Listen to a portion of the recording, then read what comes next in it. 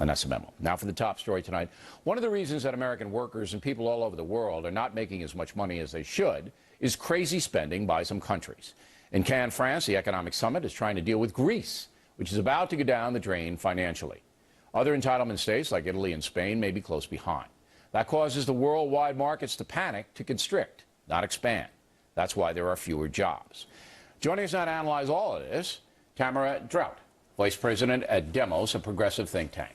And from Washington, Dr. Niall Gardner, Senior Fellow at the Heritage Foundation, a conservative organization. So, Doctor, begin with you. The occupiers seem to believe that economies will improve if governments begin to regulate commerce. Where are they going wrong? Yeah, I think these Occupy Wall Street protesters are absolutely dreaming here if they think that European-style big government solutions are actually going to work here in the United States. And we've seen across Europe over the course of the past few decades highly destructive policies.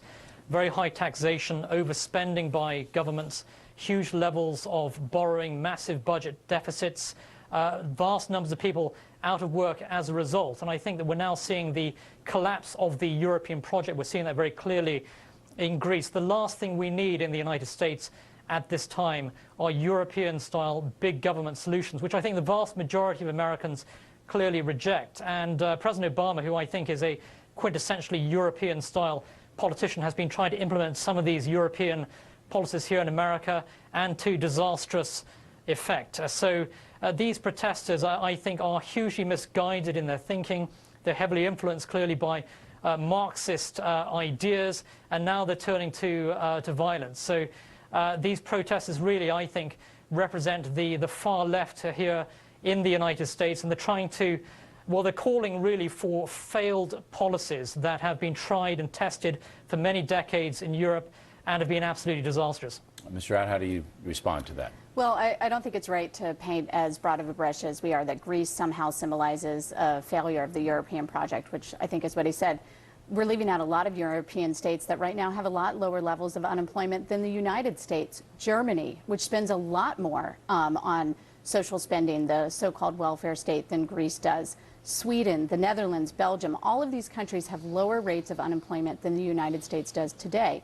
Germany also has something going for it. It has an export surplus. Now, I know a lot of factory workers in this country that would love to have an export surplus. So okay, but let's take it one by one. There are things we can learn here. It's in not Germany, fair. They've cut back the entitlement spending, as you know, all right? They've really brought it down to a level where they have a surplus, and they are the strongest economy in Europe. But Greece is totally out of control. In the last 2 years, Greece has run up a $94 billion deficit, okay, by social spending, entitlement spending. It is a socialistic state.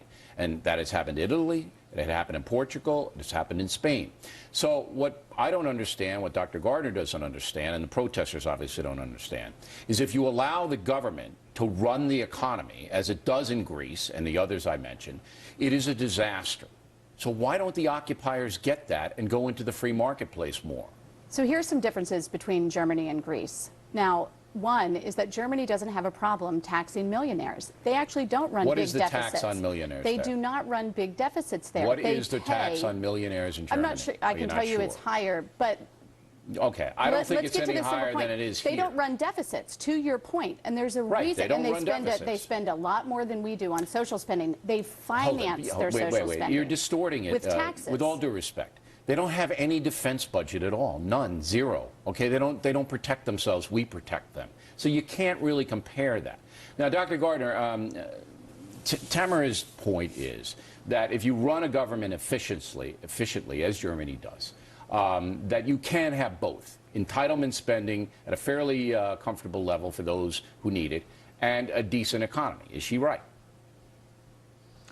No, I don't think she is, and she's trying to argue that all is well in Europe outside Greece. That's simply preposterous, actually. There are widespread economic problems across the European Union. You could have the collapse of several major economies in Europe in the next year or so. That includes Spain, Italy, Portugal, several other economies as well. In Germany, 70% of the public now has no faith in the European single currency. There is widespread disillusionment with the entire political project, the process of economic and political centralization. Mr. Draut the last word here. Look, what perplexes me about this is that you know you know that Greece and Italy and Spain and Portugal and Great Britain to some extent got in trouble because they simply spent too much on social justice. Everybody knows that.